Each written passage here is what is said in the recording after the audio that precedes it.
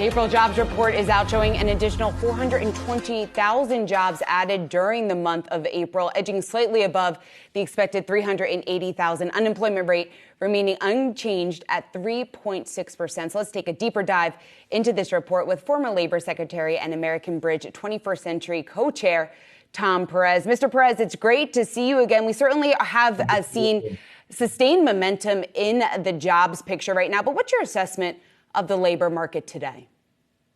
Well, it's a remarkably resilient economy. I mean, we've gained 8.8 million jobs since the beginning of 2021. That's roughly 500,000 a month. When you look at the pace of recovery from recessions, in 2001, the recovery took something like 3 years. In 2007, the recovery took 6 years, and we're poised to get back to pre-pandemic levels probably by end of the summer, fall. So that's much quicker than we thought. Wage growth didn't inch up as fast as we thought, and that's fine because we're trying to keep inflation down. And it's just a remarkable.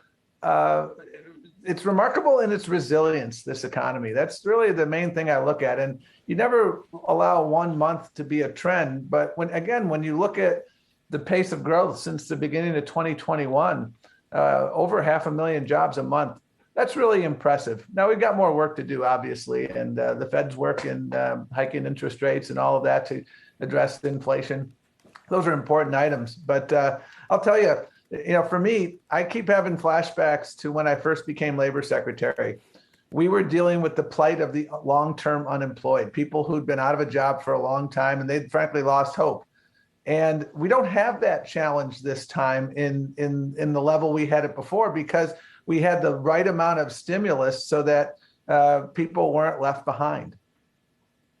So then in terms of labor force participation, I mean, you would think that people are really spoiled for choice in terms of jobs right now. Why do you think they're not getting back into the labor market at the pace that you'd like to see? Well, I mean, the workers have leverage right now. And I think one effect of the pandemic was that a lot of workers took a step. They got off the dance floor, they got onto the balcony and they said, I want more out of my life. I want to be treated more fairly. I want to have more control over my life. I don't want to be told at 8 o'clock at night that I got to work at 7 a.m. the next morning because I got kids at home. I need more flexibility. And so I think workers, you look at, obviously record number of quits, but workers are exercising the leverage that they have in this labor market. And I think that's great for workers. Secretary, you mentioned the Fed's work here to address inflation. We heard from Fed Chair Jay Powell earlier this week, and it was interesting because he started his press conference addressing the American people. And it's not certainly a tone that you hear too often from the Fed chair. But what do you make of the Fed, of how the Fed is addressing inflation right now, and what else needs to be done? Well, I appreciate what they're doing. And, inflation is obviously, the cost of a lot of things has gone up. The cost of a gallon of gas has gone up. The cost of food has gone up. It touches people in a very real way. But I do think it's really, really important to underscore, and this job report does help underscore this, that inflation is not being driven by an overheated labor market. When you look at what causes inflation, there are basically three things: labor costs, and then there's non-labor inputs like your overhead, and then there's profits. And there was a recent report done by the Economic Policy Institute, I believe, showing that over half of what's driving inflation have been driven by fatter corporate profits. The markups that companies are taking, whether it's soup or whether it's other items that they're selling. And so, I think that's something that we need to understand as we try to unpack inflation and what the drivers are. Now, obviously, this is happening in a midterm election year, and consumer sentiment has been falling. When people don't feel like they're doing well because prices are going up and wages aren't keeping up with inflation, it makes people feel like they're not doing as well. How concerned should the Democrats be then going into the midterm elections? Well, one thing I learned as DNC chair is we're still, 5 months out of the midterm elections, and 5 months is a lifetime. I learned that vividly in 2018. Thought we were going to take over the United States Senate, and we ended up losing seats that we didn't expect. And that was all about a number of things that happened, including the nomination of then Judge Kavanaugh to the Supreme Court. There's a lot going on across this country, and people are going to ask the question, is this president, does he have my back? Is he looking out for me?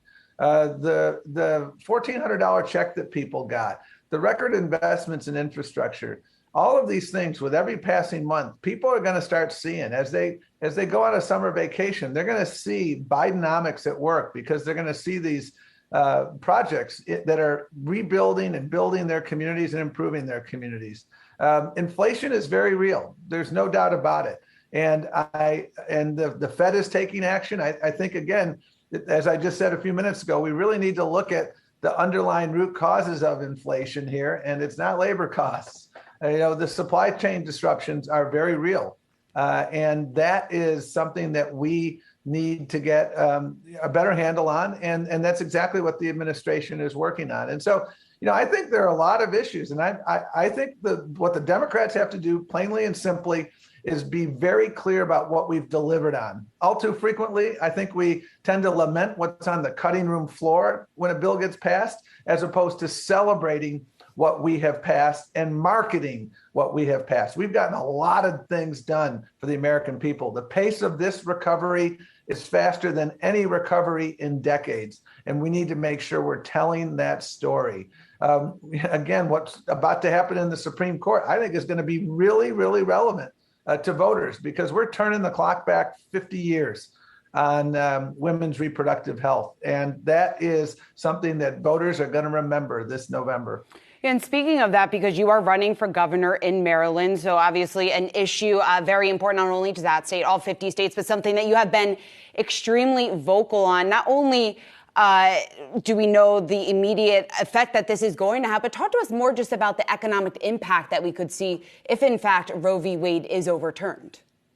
Right. Roe v. Wade is about women's reproductive health. It's about making sure that women can make choices about their own life.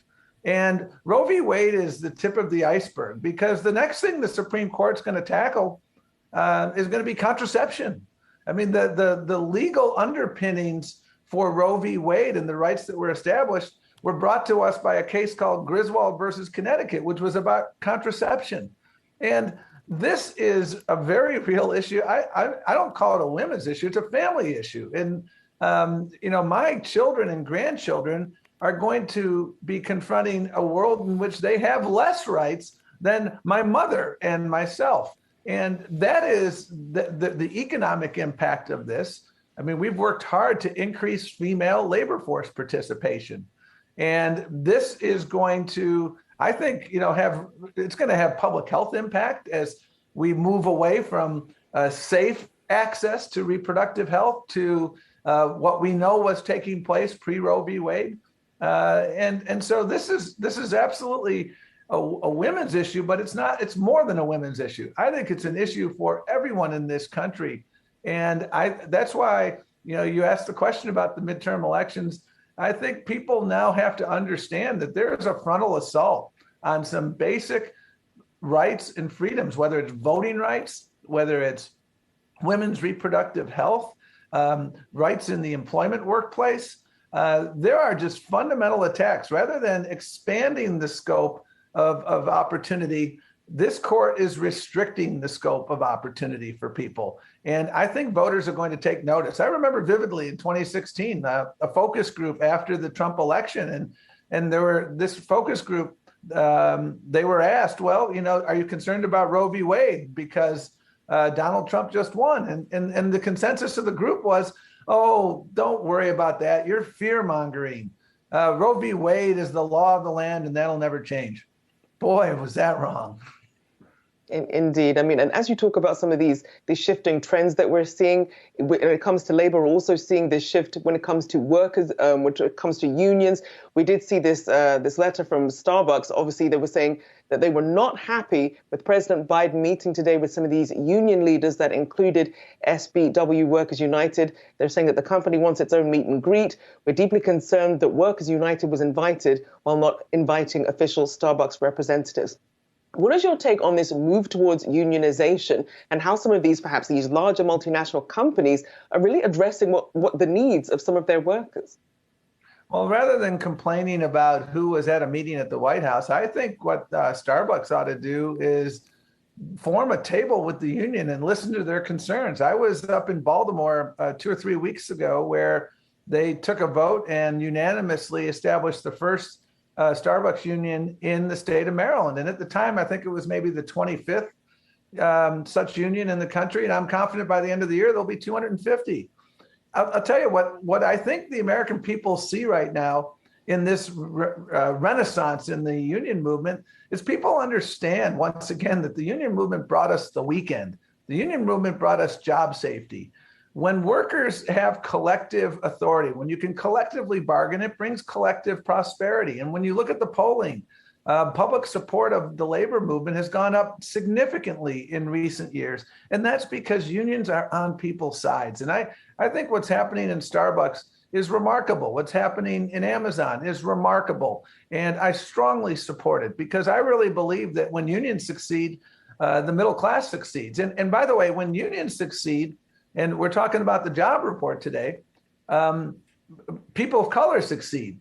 African Americans are represented larger than any other racial demographic group in labor union representation. So as you grow the labor movement, we are going to grow opportunities for African Americans. And we still see those troubling disparities in the unemployment rate between white and Black workers, white and Latino workers.